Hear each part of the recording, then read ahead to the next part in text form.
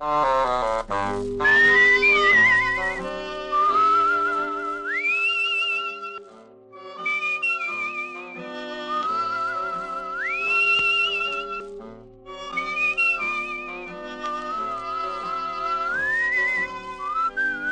Dick Powell as Richard Diamond, private detective.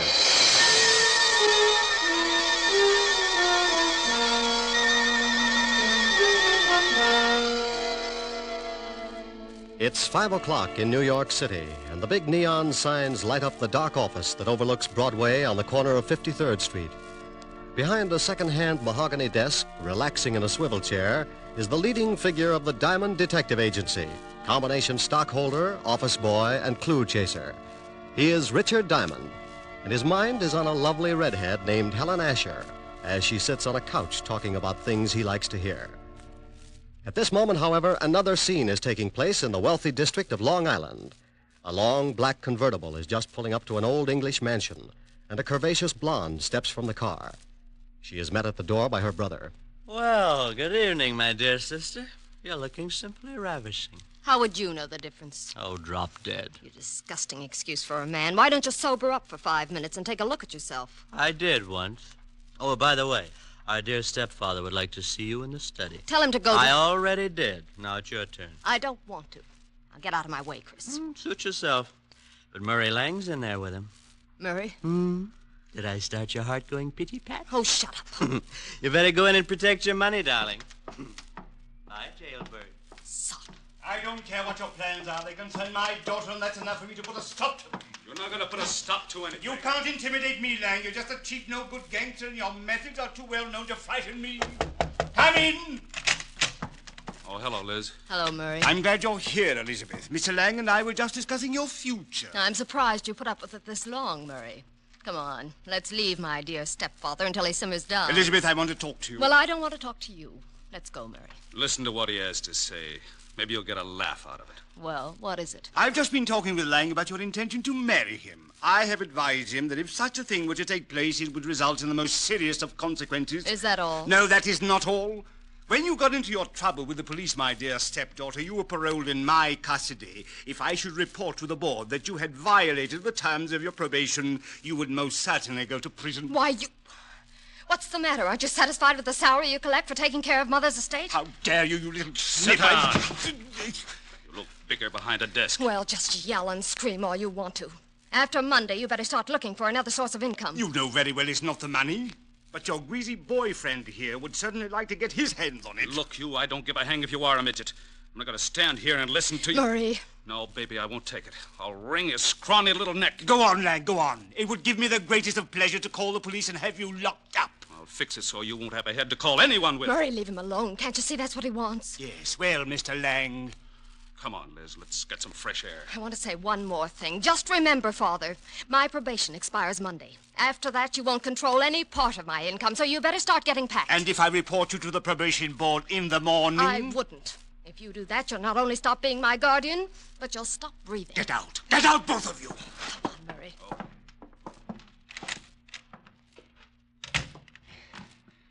Try to intimidate me. I'll make them both sorry. Detectives. Private detectives, yes. Foreign. Here's one. Full-page ad must be doing very well. Richard Diamond, private detective. If you've got a case, share it with me. Richard Diamond. 7.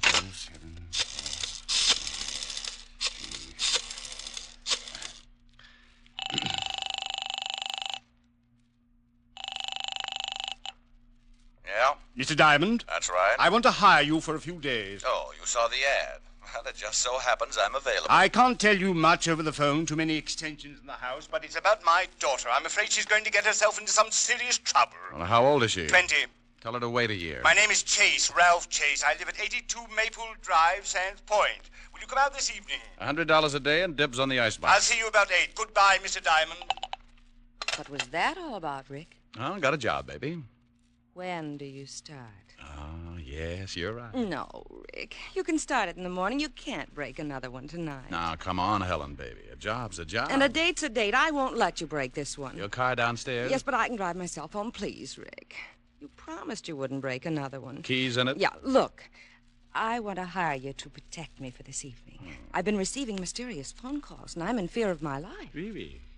You've got to take the job.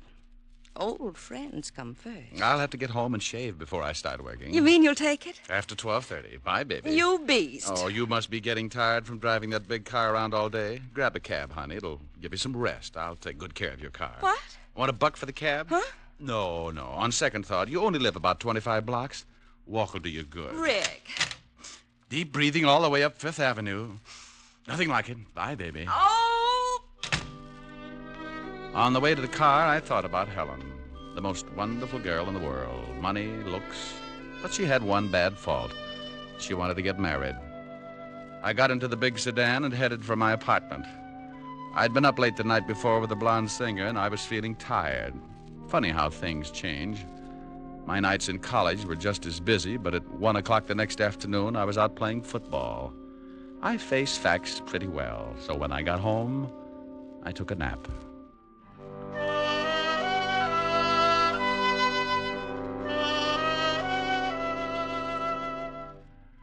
I slept until 7 and got up and dressed. I drove Helen's car out to Long Island, and at 8 o'clock sharp, I was ringing the doorbell of the Chase Mansion. It was a big house, all right. If they built another one like it, Long Island would sink. Well, to someone at me chamber door. My name's Chris. Boo. Blow your booze some other direction. Your breath would wither a lung. My alcoholic exhalations are composed of the finest ingredients. You must have a weak stomach. Look, if you'll just stagger out of the way, I'd like to see Mr. Chase. Dead or alive? What? Nothing. I was just thinking out loud. Well, go right ahead. And after your talk with my stepfather, you can find me in the bar. You'll probably wind up like I am. That's a sweet thought. Where can I find your stepfather? Probably in the library, lying in my money. I left him leaning against the front door, gagging on the fresh air. I wandered down a long hallway and a big sitting room, furnished with enough antiques to make the Metropolitan Museum give up in shame. There was something about the place, a heavy quietness, like a bar of gold in a dark room. The shot had come from up ahead, and I tried a couple of doors before I found the room. Mr. Chase! Mr. Chase! In here! In here! Mr. Chase? Yes. Come in and shut the door. I looked over at Ralph Chase crouching behind a desk. He got up slowly, all 5 feet of him. And I tagged him for a guy who would give $1,000 for every inch you could put on his legs. He looked like he could afford to be a mile high. The tall French windows were open at the back of the room, and you could still smell burning cordite. Someone tried to shoot me from the garden. Yeah, I heard the shot. You must be Diamond. That's right. Don't you think you better shut the French doors and pull the drapes before someone takes another shot? Yes, very good idea. You pull the shades, Diamond. Hey, you can start earning your money right now. You're a little excited, but I'll start to work. Right. Be careful, he might still be out there. Well, I doubt it. I can't see anyone out here. Oh, he just missed me. You can see where the bullet hit the wall. I jumped and hid behind the desk. Didn't you hear him on the porch? No, he must have stood in the soft grass that surrounds the garden. That's a good 10 feet from the house. You're lucky he didn't move in closer. He probably wouldn't have missed. Got any idea who it was? Of course, it was Murray Lang. Murray Lang? The gambler? Yes, do you know him? Well, I used to be on the force. Set him up 6 years ago on a larceny rap. Then you know what he's like. He was in the house this afternoon. We had an argument and he threatened me. An argument with your daughter? Yes, about my daughter. How'd you know? Well, you told me she was getting herself into trouble. She couldn't have picked a better playmate than Lang to get there with. Father, we heard a shot. Not really. Oh, let's go. He's not dead. My stepchildren, Mr. Diamond. Oh, well, lovely. I'm quite alive, so you can both stop looking so unhappy. Does it show? Come on, sis. Let's find the guy who fired that shot. I want to give him a few pointers. Where's Murray Lang, Miss Chase? Yes, he's the man you want. I'm sure he Don't tried... be absurd. Murray left 3 hours ago. What are you, a cop? Does it show? You're wearing too much cologne. Come on, Chris. Oh, she's nice. That's Elizabeth. The boy's her brother, Chris. I'd hate to draw straws. I married their mother and raised those 2 brats after she died. The courts appointed me executor of the estate. They don't like you handling their money, is that it? Yes. Since they've been old enough to ask for 50 cents to go to a movie, they've condemned me for watching their interests. You said you were worried about your stepdaughter. Tell me about it. I'll make it brief. Hate long explanations. Elizabeth got into some trouble with the police. Hit and run. She had been drinking. The man died. Liz was sentenced to a year in Folsom. But I got her off on probation. Oh, what do you want me to do? Drive around with her and spoil her aim? Monday the probation expires. She says she is then going to marry this hoodlum, Murray Lang. And you don't want that because you think he's after her money? Exactly. When she marries, the will reads that I shall, as executor, turn over half of the estate to Elizabeth. What about Christopher? He looked irresponsible when he was born. His mother left instructions that he should not receive his share until he is 35. That's another 8 years. Well, your stepdaughter's old enough to know what she's doing. I can't see how you can stop her. That's what I want you to do.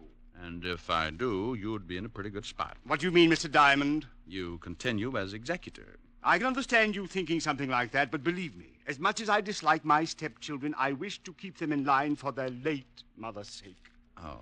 Well, Mr. Chase, I'll take a look around outside. Maybe I can come up with something that'll point out the would-be killer. If it was Lang, you can stop worrying about Elizabeth. Sing Sing doesn't boast a wedding chapel. I went out through the French doors and started looking around on the soft grass that bordered the garden. I had a fat hunch, so I stopped looking and started wandering. I was halfway through the rose bed when I spotted them. It was Elizabeth and a man. In the darkness, I couldn't make him out, but Murray Lang was my best guess. They went up a narrow path to one of those Chinese pagodas at the far end of the garden, and I slipped up close enough to give my ears a workout.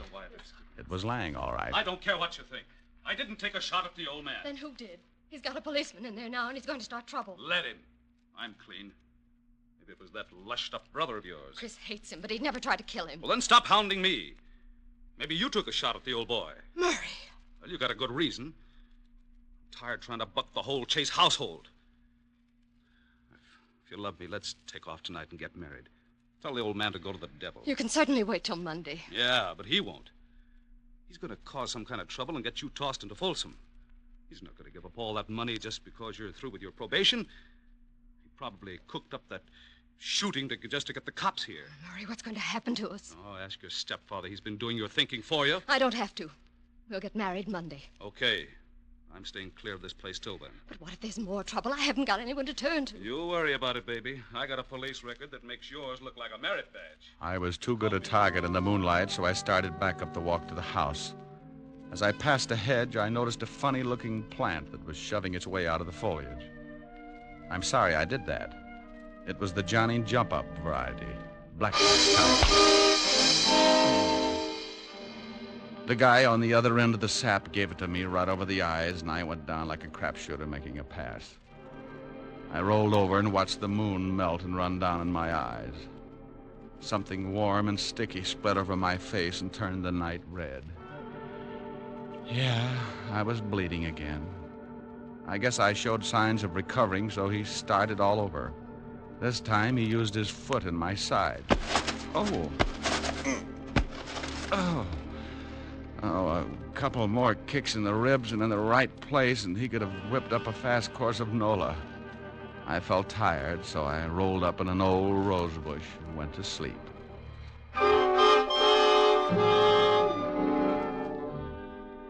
When you finally start coming around, it's like swimming your way out of an acre of mud. If you've taken enough beatings before, you diagnose things in a hurry. The pain in your head is where you got sapped. The ache in your ribs is where he booted you. And the thought in your mind is, it's something about an eye for an eye, if you've got one left. I sat up slowly and looked around. No one in sight, and my watch said 10 o'clock. I'd been out for an hour, and I was feeling lonely until I started to get up. I made it to one knee and looked down at the best reason I could think of for staying home nights. It was Murray Lang, and you couldn't blame him for staring. He wasn't impolite, just dead. Something on the walk beside him gleamed in the moonlight. I took out my handkerchief and scooped it up. It was a little nickel-plated .32. You could still smell the fresh powder in the barrel. I put it in my pocket and stumbled back to the house. Chris opened the door. Well, you shouldn't drink so much. I never get so loaded I look like that. Well, try it sometime. It might be an improvement. Boo. I told you once before not to do that. Now tell me, where were you 10 minutes ago? I was in the bar. Who was with you? Red and green midgets. Now let go of my collar. Okay. Where's the phone? In the hall. Hey, what's going on? Who beat you up? Nobody. I always bleed like this on warm nights. Huh? Big pores.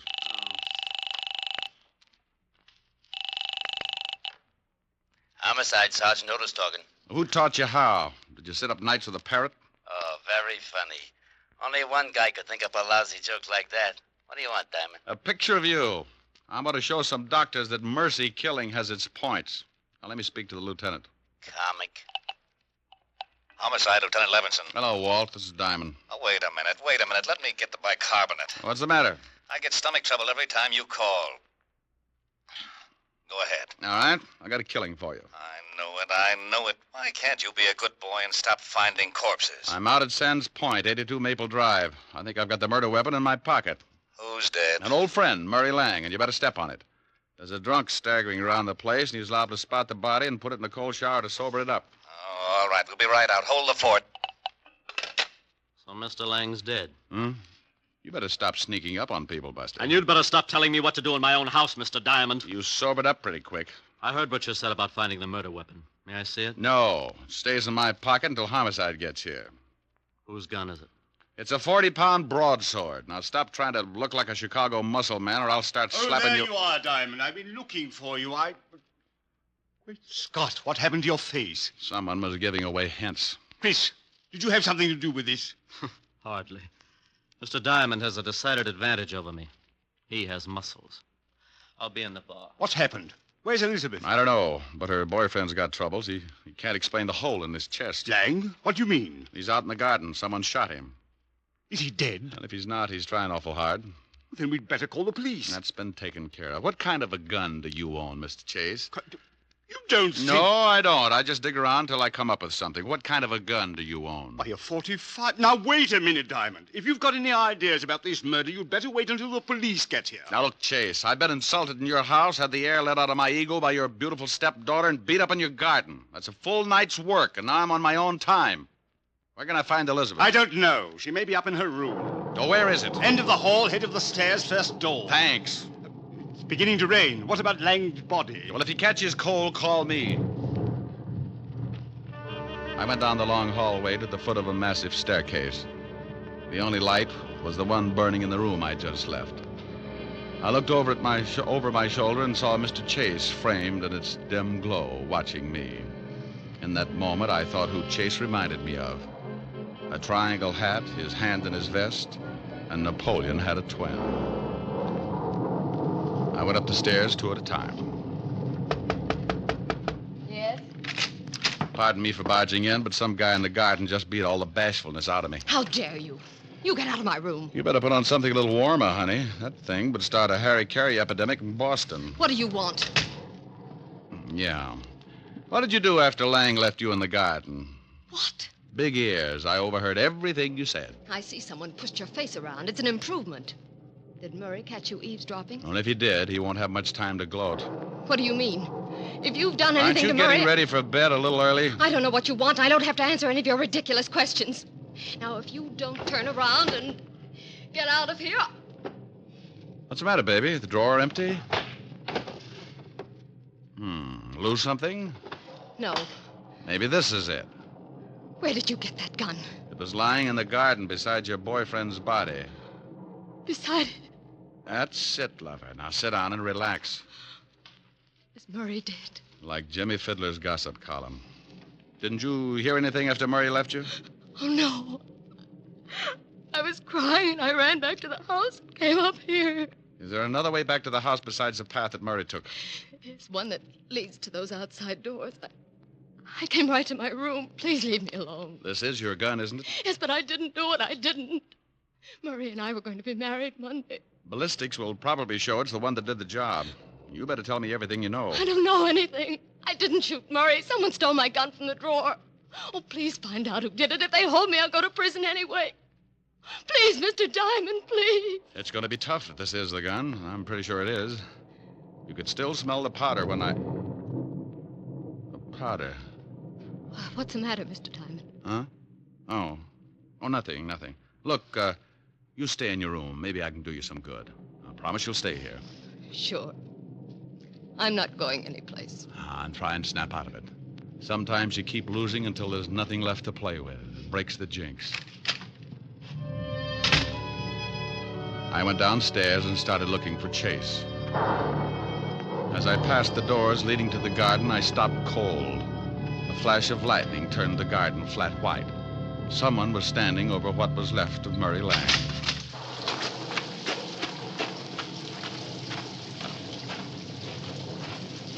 Well, like the view? Oh, Diamond. I was just looking at the body. I talked with your daughter. She says the gun that killed Lang was hers. What? Claims they had an argument, but won't admit she shot him. Oh, no, I can't believe it. Certainly she had no reason. Unless... Unless what? Well, unless she found out Lang was just after her money. Well, that's possible. Anyway, if she did do it, I still can't figure who worked me over. Maybe it was Lang. You told me yourself he didn't like you. Maybe it was Elizabeth. Oh, no. It would have to be somebody very strong. She might have kicked you, but never could she have hit you hard enough to crack your head open like that. Yeah, tell me, when does Elizabeth come into her money? Why, at the end of the probation. The court set it aside until she was cleared of all charges. Who gets it if she goes to prison? Well, I'm the sole executor of the estate, but she's not going to jail. She didn't do this thing. I'll get the best counsel in the country. I'm sure you will. Tell me something, Chase. It's pretty obvious that my face got pushed around, but how did you know my ribs got the same treatment? What? It doesn't show. It just hurts. Why, well, you told me. What are you getting at, Diamond? You'd have to reach pretty high to sap me, but if you were mad enough, you could make it. This is absurd. I'm going inside. And when I get grouchy, it's better to listen. I'm liable to use you to make the flowers grow. Go ahead, Mr. Diamond. I'm listening. Well, everybody in this house has some sort of motive for killing. With Elizabeth, it could be the old story of a woman scorned. With your lushed-up stepson, he could want to put the blame on his sister so he'd get more than his share of the estate.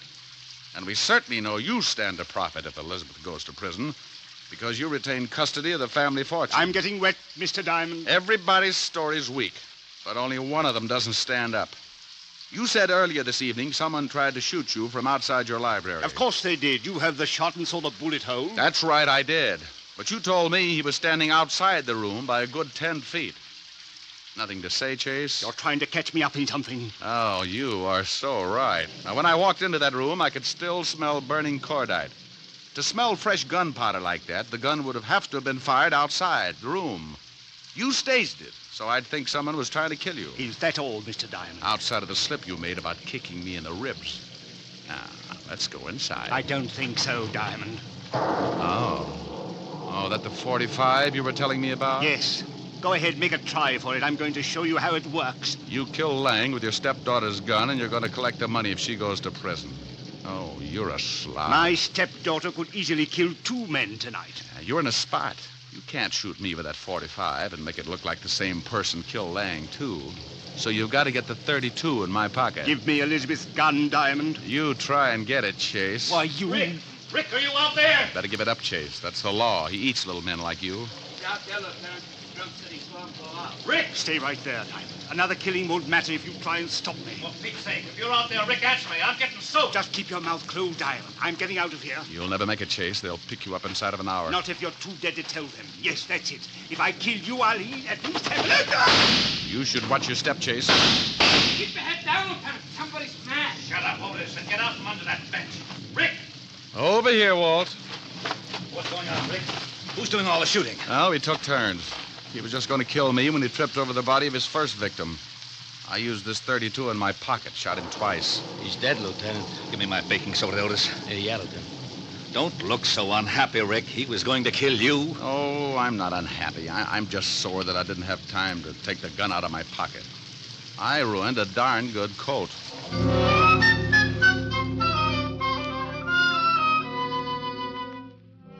The 3 of us went back in the house, and Otis took Christopher up to bed so he could sleep it off. Walt listened to the story as I told it to Elizabeth. She cried a little and thanked me with her eyes. Walt went downstairs to clean things up, and I sat by her bed until she went to sleep. She didn't even wake up when I kissed her goodbye. Oh, I guess it was better that way. I said goodbye to Walt and Otis and headed for 975 Park Avenue. I was late. My face could use a mile of bandage. I hoped Helen wouldn't mind. Yes? Oh, my goodness. Hello, Francis. Tell Miss Asher I brought a car back. Oh, how bad a wreck was it, sir?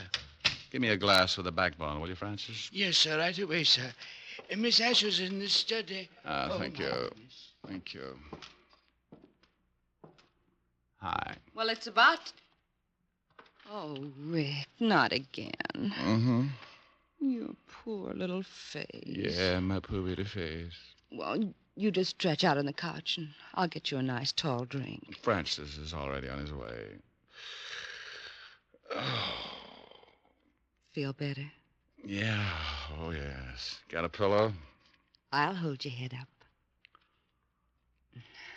How's this? Mm-hmm. Like some music to go with it? Sure. Turn on the radio. You comfortable? Mm-hmm. How about you? Uh-huh. That music sounds like San Francisco. Remember the top of the mark? Yeah, fun, too. Mind if I turn off the light? The glow from the fire is enough. You're cute. Better? Much. The snow is snowing, the wind is blowing, but I can weather the storm. A little high. What do I care how much it may storm? I've got my love to keep me warm. Mm-hmm. Me. I can't remember a worse December. Just watch those icicles fall. What do I care if icicles fall? I've got my love to keep me warm. I like your singing, too. Thanks. Off with my overcoat, off with my glove. I need no overcoat. I'm burning with love. My heart's on fire. The flame grows higher. So I will weather the storm. Why do I care how much it may storm? I've got my love to keep me warm. That was nice. Hey, why did you turn the radio off? This is nicer. Come here, Rick. Oh, honey. Honey, you're reading my mind. Here's your drink, Mr. Diamond. Oh, my goodness.